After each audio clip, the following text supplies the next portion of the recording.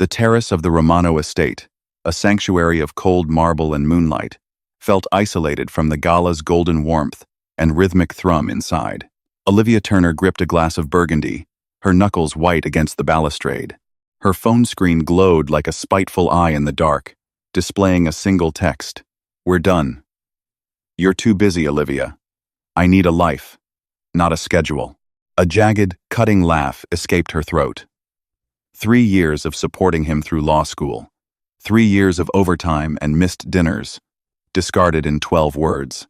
She looked down at the wine, dark, expensive, blood red, then up at the stars. The world felt dangerously thin. She didn't want to be the reliable Olivia anymore. She didn't want to be the girl who played by the rules and still lost everything. A movement in the shadows caught her eye. A man stood near the stone archway, his silhouette tall and imposing against the silver light. He smoked, the tip of his cigarette, a lone, pulsing ember. He didn't speak, but his presence was heavy, a gravitational pull that made the air thick and still. Olivia didn't know who he was. She didn't care. She only knew he looked like the kind of mistake she had never allowed herself to make. She straightened her dress, the silk whispering against her skin, and began to walk. Her heels clicked a steady, defiant beat on the stone. As she drew level with him, she felt the heat radiating from his body, a scent of sandalwood and old-world power. She stumbled a calculated, reckless tilt, and the burgundy arched through the air. It splashed across his chest, a violent bloom of crimson soaking into the pristine white of his hand-tailored shirt. "Oh," Olivia breathed, stepping into his space. She reached out, her fingers trembling not with fear, but with a sudden, intoxicating surge of adrenaline. She let her hand rest on the wet fabric, feeling the hard, steady rhythm of his heart beneath. "I'm so sorry. I've ruined it." She looked up, her eyes bright with unshed tears and a wild, defiant spark. "I should pay for this. I should compensate you." The man didn't flinch. He looked down at her, his face a mask of sculpted shadows.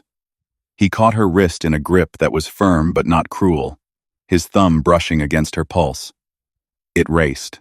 "Do you have any idea what you're playing with, little bird?" His voice was a low, melodic growl, like a cello played in a locked room. Olivia leaned closer, the scent of wine and desperation clinging to her. "I think I'm playing with fire," she whispered. "And I've never been so cold." Matteo Romano stared into her eyes, searching for the lie.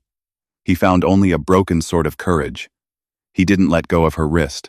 Instead, he pulled her a fraction of an inch closer, his gaze dropping to her lips. "Fire doesn't just warm you," he murmured, his breath ghosting over her skin. "It consumes. Are you prepared to burn?" The morning sun, a cruel interrogator, sliced through the blinds of Olivia's cramped apartment, highlighting the pile of discarded tissues and the empty wine bottle on the floor. Olivia sat at her small kitchen table, her head throbbing in a rhythmic, punishing beat. Memories of the night before came back in disjointed flashes. The cold wind on the terrace, the warmth of the stranger's hand, the sheer, terrifying audacity of her own voice. "God, Olivia," she whispered, burying her face in her hands. She was a senior intern at Sterling & Associates. She was supposed to be the star, the one who never missed a deadline, practically guaranteed a permanent position by the end of the month. She wasn't the girl who propositioned dangerous-looking men at charity galas. She checked her reflection in the hallway mirror. Her eyes were puffy, but her jaw was set. She couldn't afford to fall apart. Not today. Today was the kickoff meeting for the Phoenix Project, the urban redevelopment deal that would decide the fate of her career. She dressed in her sharpest navy suit, pulled her hair into a knot so tight it hurt, and swallowed 3 aspirins. By the time she reached the downtown high-rise that housed Sterling & Associates, she had successfully shoved the memory of the man on the terrace into a dark corner of her mind.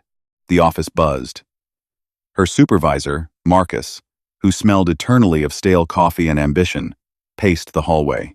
"Turner, there you are," Marcus barked, waving a stack of folders. "The client is already in the boardroom. This is the big one. If we land the Romano Group, we're set for the next decade.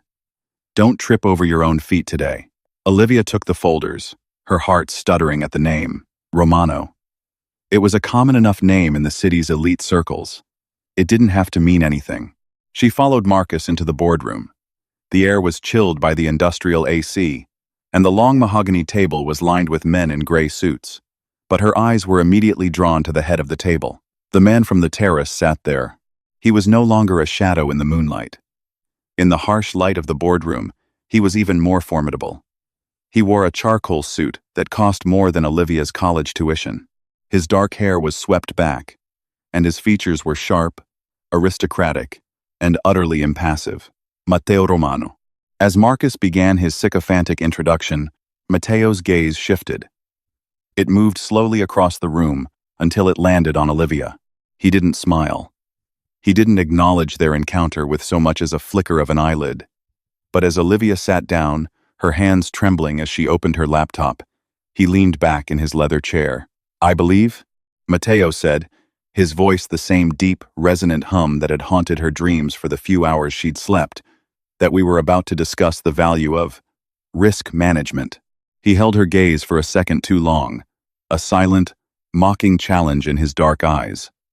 Olivia felt the blood rush to her face, her professional mask cracking at the edges.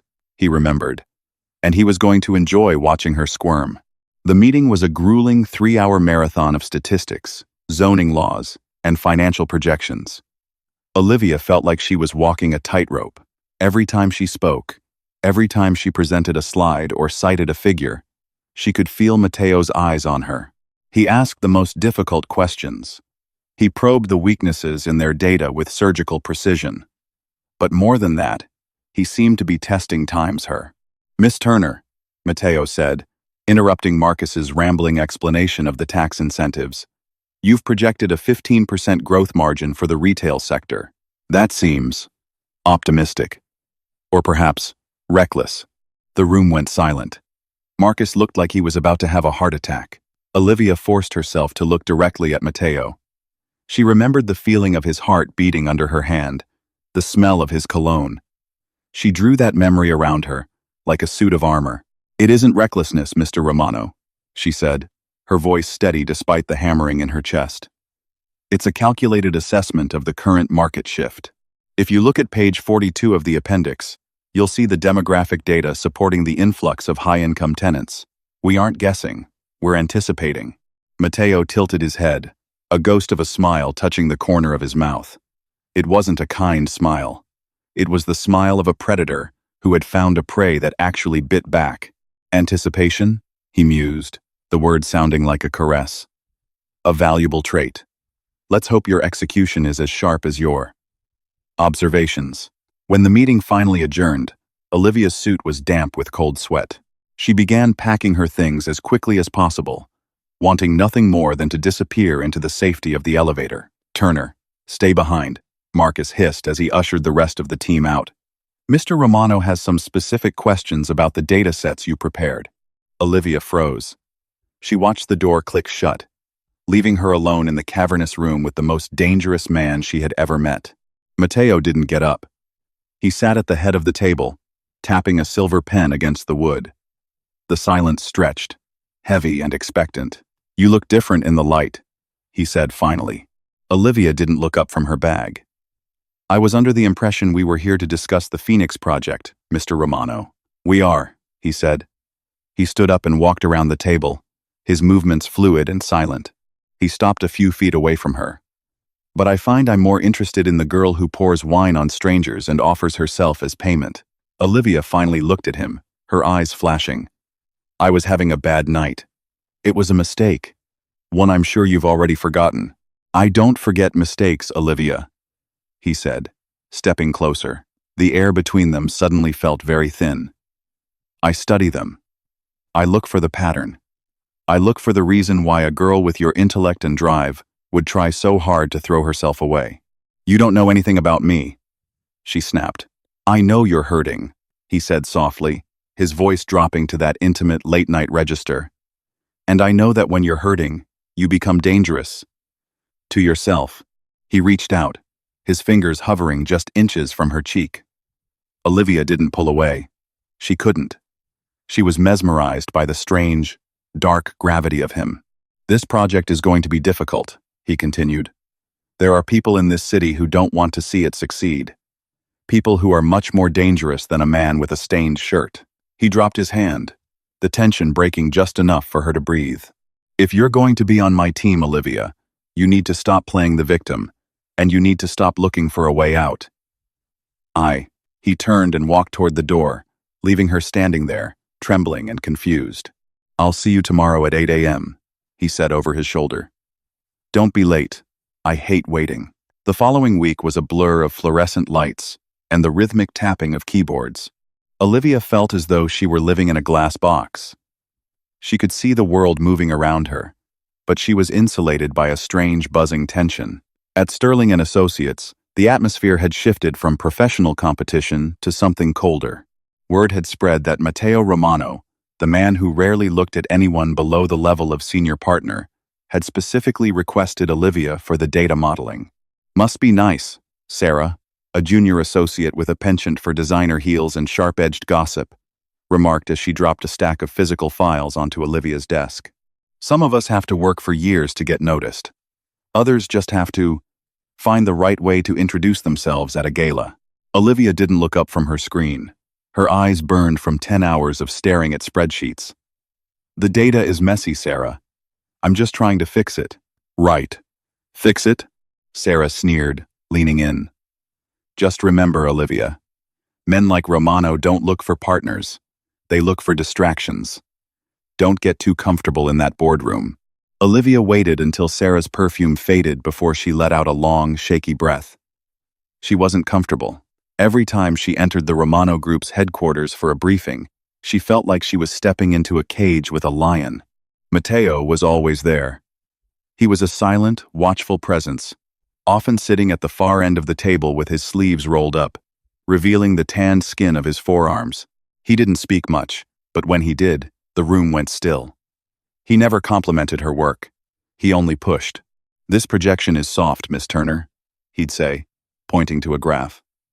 "Why are you being cautious? Are you afraid of the numbers, or are you afraid of what they mean?"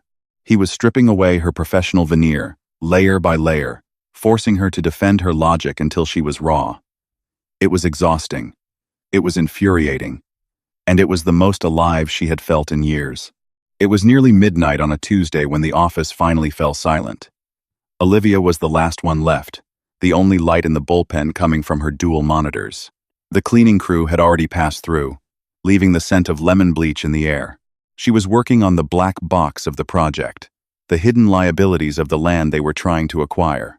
Something wasn't adding up. The titles were murky, held by shell companies that seemed to lead back to a single, obscured source. The heavy glass door at the front of the office clicked open. Olivia froze, her heart hammering. The security guards usually did their rounds at 1. She reached for her phone, but a shadow fell across her desk before she could pick it up. "You're still here." It wasn't a question.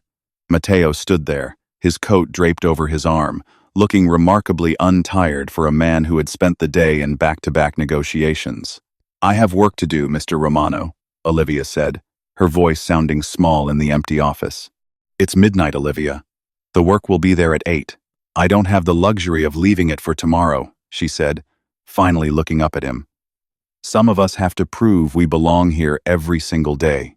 Matteo walked closer, his eyes scanning the cluttered surface of her desk, the cold coffee cups, the crumpled sticky notes, the photo of her parents she kept tucked near her monitor. "Is that what you're doing? Proving yourself?" He leaned against the edge of her desk, his proximity suddenly overwhelming. "Or are you trying to hide in the noise so you don't have to think about the silence?" Olivia felt a sharp pang in her chest. It was too late at night for him to be this perceptive. "I'm doing my job. You're doing more than that," he said softly. He reached out, and for a moment, she thought he might touch her hair. Instead, he picked up one of the files she'd been highlighting.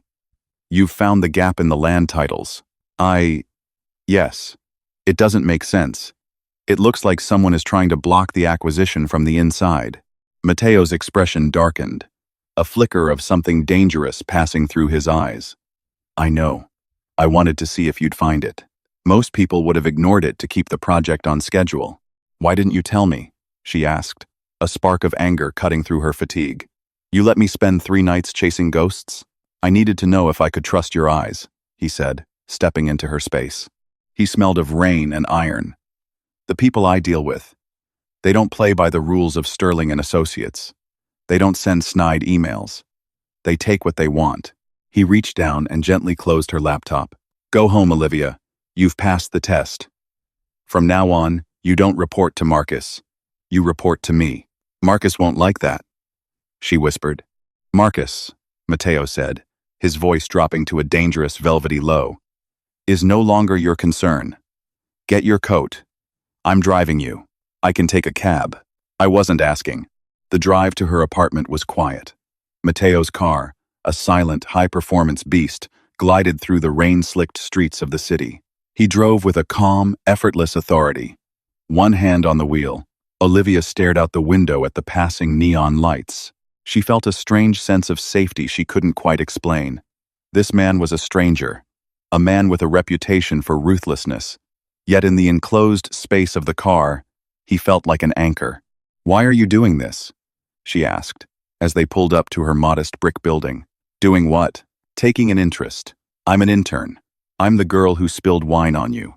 Matteo put the car in park and turned to look at her. The street lamp outside cast a pale glow across his face, highlighting the slight curve of his jaw and the intensity of his gaze. "Because," he said, his voice intimate and sincere, "when you walked up to me on that terrace, you weren't looking for a payday. You were looking for a way to feel something other than the pain someone else left you with. I recognized that." He reached over, his hand resting on the back of her headrest, his fingers inches from her neck. "And because," he continued, "despite everything that's been thrown at you this week, you haven't blinked. You have a spine of steel. Olivia Turner. Don't let this city break it." Olivia felt a lump form in her throat. She had spent so long being the strong one, the one who handled everything, that hearing someone acknowledge the effort made her eyes sting. "Thank you," she whispered. "Don't thank me yet," Matteo said, his thumb grazing the shell of her ear. "The hard part is just beginning. Tomorrow, the office will know you're working directly for me. They will try to make your life difficult. Stay close to me, and you'll be fine." He withdrew his hand, the loss of warmth immediate and jarring. "Sleep. I'll have a car pick you up at 7. Olivia stepped out into the cool night air, watching the red taillights of his car disappear around the corner. She felt as though she had just signed a contract she didn't fully understand, one that promised protection, but at a price she couldn't yet name. The backlash was swifter and more vicious than she had anticipated. When Olivia walked into the office the next morning, her access badge didn't work. She had to wait 20 minutes for security to verify her identity. When she finally reached her desk, her computer was gone. "Oh, Olivia," Sarah said, leaning against a cubicle wall with a look of mock sympathy. "Marcus had your things moved. Since you're working for the client now, he figured you didn't need a dedicated space in our bullpen. You've been relocated to the storage annex on the 4th floor." The storage annex was a windowless room filled with old servers and stacks of dusty boxes. There was a single, wobbly desk pushed into the corner. Olivia felt a wave of humiliation wash over her. It was a clear message. You are no longer one of us. She sat down at the desk, her heart racing. She wouldn't cry. She wouldn't give them the satisfaction. She pulled her personal laptop from her bag and tried to connect to the server, but her credentials had been revoked. She was being frozen out. She reached for her phone to call Marcus, but a new message popped up. It was from an unknown number. "The 4th floor is beneath you. My office. 10 minutes. M." Olivia stared at the screen. He knew.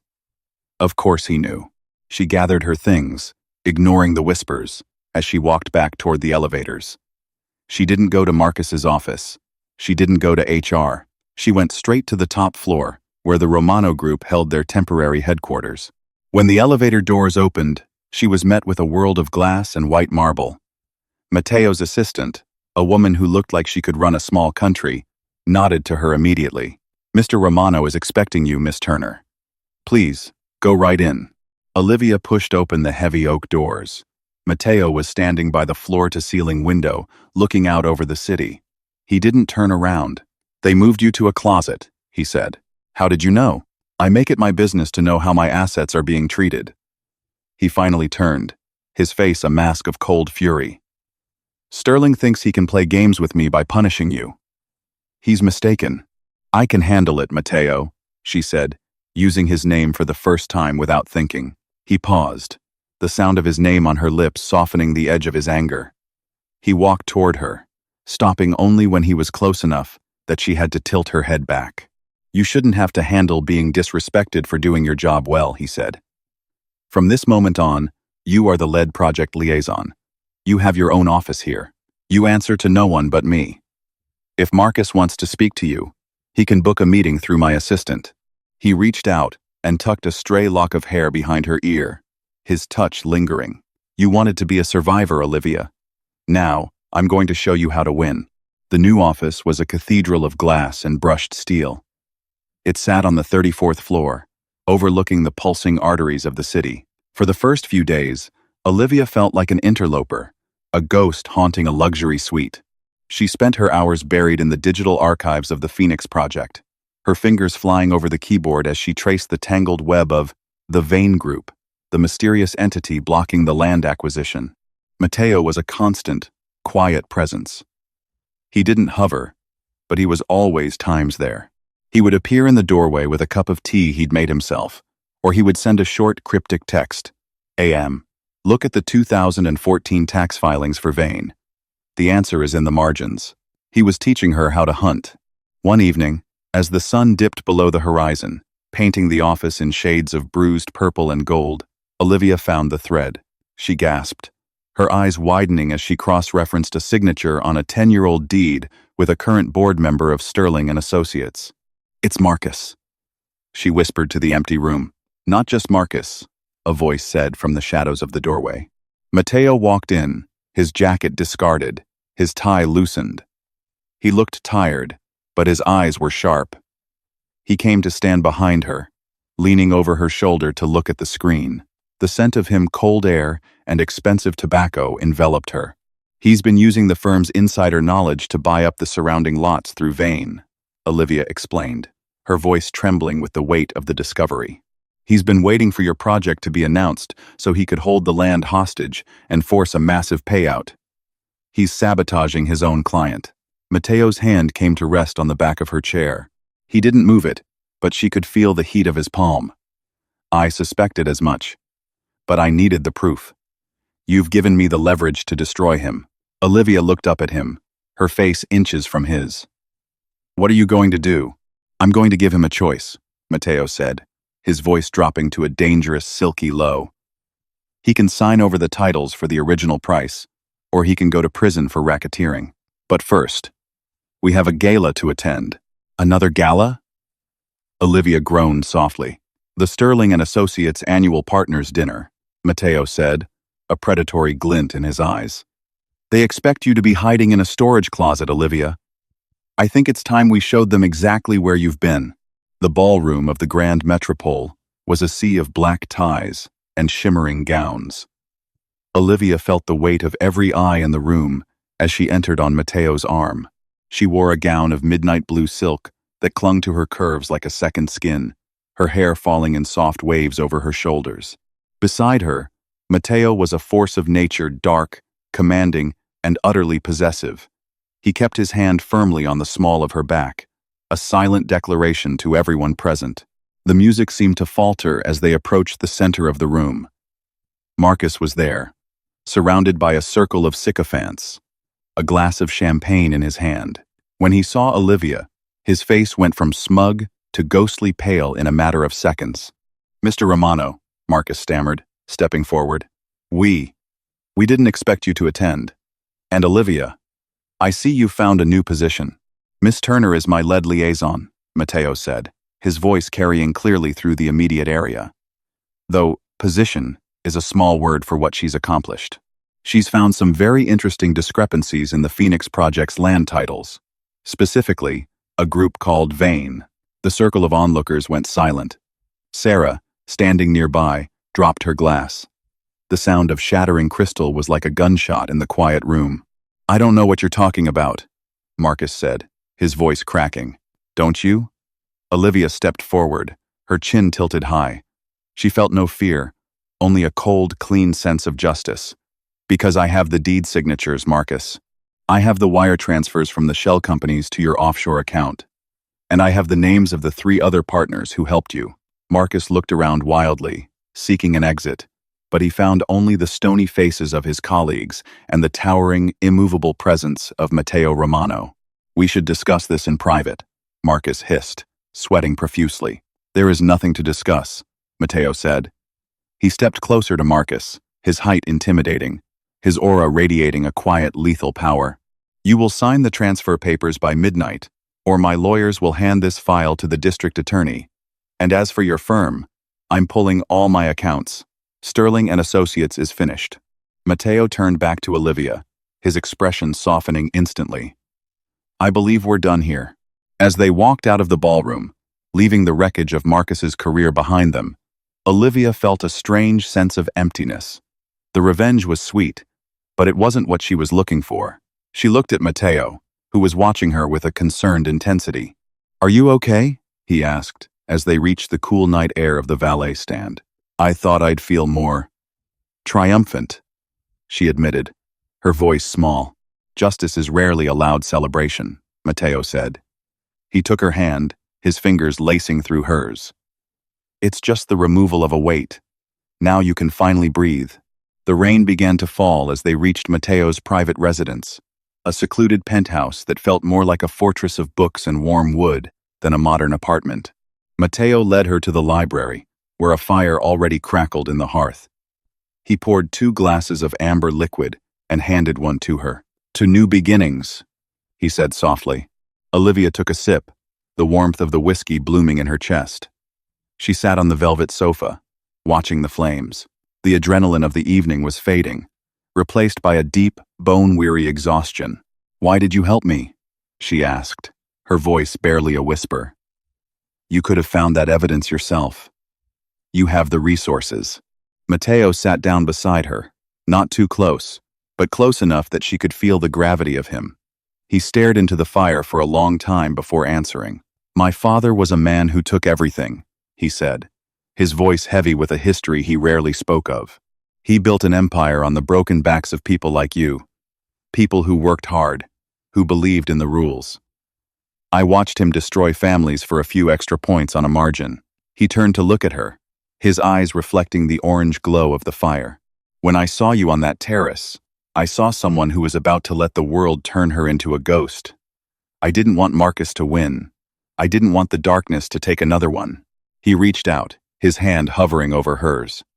"But more than that, I wanted to see what you would become if someone finally stood behind you instead of in your way." Olivia felt a tear slip down her cheek. She didn't brush it away. "I've spent my whole life trying to be the one who didn't need help. I thought needing someone was a weakness."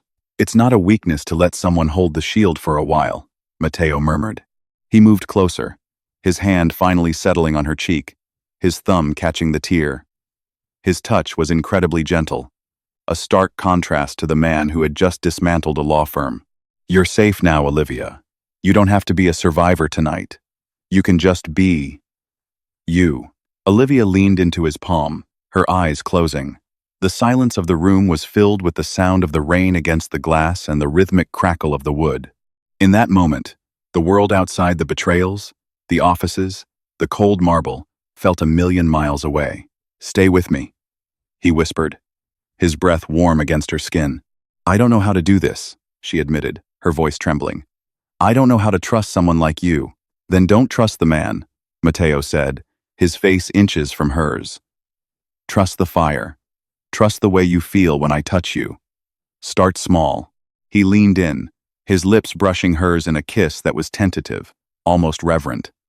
It wasn't the kiss of a conqueror, but of a man who was as vulnerable as she was. Olivia sighed into the kiss, her hands finding the lapels of his coat. The knot in her chest, the one she'd carried for years, finally began to loosen. But as they pulled apart, a sharp, insistent buzzing came from the coffee table. It was Matteo's phone. He glanced at the screen, and his entire demeanor shifted. The warmth in his eyes vanished, replaced by a cold, hard professional mask. "What is it?" Olivia asked, a chill creeping back into her bones. Matteo stood up, his jaw tight. The Vane Group wasn't just Marcus. He was a front for someone else, someone who doesn't care about legal threats. He looked at her, and for the first time, she saw a flash of genuine fear in his eyes. "Olivia, you need to go to the safe room. Now." The safe room was hidden behind a wall of leather-bound books, a seamless piece of engineering that opened with the hiss of a pneumatic seal. Inside, it was a stark contrast to the rest of the penthouse white walls, humming servers, and a bank of monitors that flickered with security feeds from across the city. "Stay here," Matteo commanded, his voice tight. He was already at a console, his fingers flying across a keyboard. "Matteo, tell me what's happening," Olivia said, her voice trembling but her feet planted firmly on the cold floor. "If I'm in danger, I deserve to know why." He stopped, his shoulders rising and falling with a heavy breath. He turned to her, and for the first time, the protector looked haunted. "The Vane Group is a front for my uncle, Lorenzo. He's the part of the Romano family I've spent 10 years trying to outrun. He doesn't want the land for development. He wants the port access for his other interests. Marcus was just a greedy puppet, but Lorenzo is a monster. And he knows about me? He knows you found the discrepancies. He knows you're the reason his puppet lost control." Matteo stepped toward her, his eyes dark with a fierce, protective light. "He thinks you're my weakness, Olivia. And in his world, you destroy a man by taking what he loves." The word times love times hung in the sterile air, unacknowledged but heavy. Olivia felt a chill, but she didn't retreat. She looked at the monitors, then at the laptop she had brought with her from the library.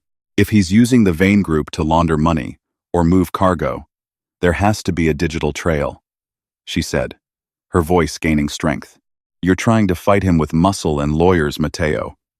Let me fight him with the data. I can lock his accounts before he even reaches the building."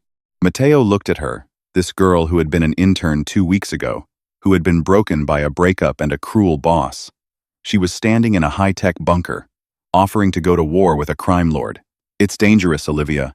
If you touch those servers, he'll know exactly where you are." "He already knows where I am," she said, opening her laptop. "Now, let's make sure he regrets finding me." The next 3 hours were a silent, high-stakes battle of wits. While Matteo coordinated with his security teams on the ground, Olivia dived into the deep web of Lorenzo's shell companies. She found the back door. Marcus had used a sloppy bit of coding in the Vane Group's private ledger. She worked with a cold, surgical focus. She didn't see the monitors showing black SUVs circling the block. She only saw the flow of capital. "I have it," she whispered, her eyes red-rimmed from the glare of the screen. "I've rerouted the escrow funds for the land acquisition into a blind trust tied to the city's ethics committee. He can't touch the money, and if he tries to reclaim it, he triggers an automatic audit by the federal treasury." Matteo came to her side, looking at the screen. A slow, grim smile spread across his face. "You've cut off his power. Without the liquid capital, his associates will turn on him by morning." The tension in the room snapped as a chime echoed from the security feed. The black SUVs were pulling away. The threat hadn't vanished forever, but the immediate strike had been averted. They had won. Matteo reached out and gently closed her laptop. He didn't say a word. He simply pulled her into his arms, burying his face in the crook of her neck. Olivia held him back, feeling the tremors in his powerful frame. For the first time, the roles had blurred. She wasn't just the survivor he had rescued. She was the partner who had stood beside him in the dark. 1 month later, the morning sun streamed through the floor-to-ceiling windows of the new Turner Romano development wing of the Romano Group. Olivia stood in her new office, wearing a sharp, tailored suit in a shade of soft cream. On her desk lay a formal letter from the board of Sterling and Associates, or what was left of it. Marcus had been indicted, and the firm was being absorbed by a larger, more ethical competitor. They had sent her a formal apology and an offer of a partnership, which she had promptly shredded. She didn't need them. She was the youngest department head in the history of the Romano Group, and the Phoenix project was finally breaking ground. A knock at the door made her smile.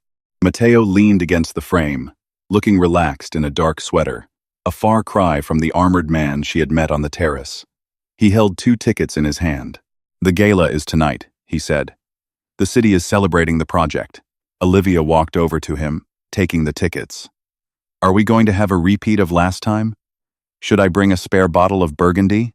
Matteo laughed, a sound that was becoming more frequent and less guarded. He looped his arms around her waist, drawing her close.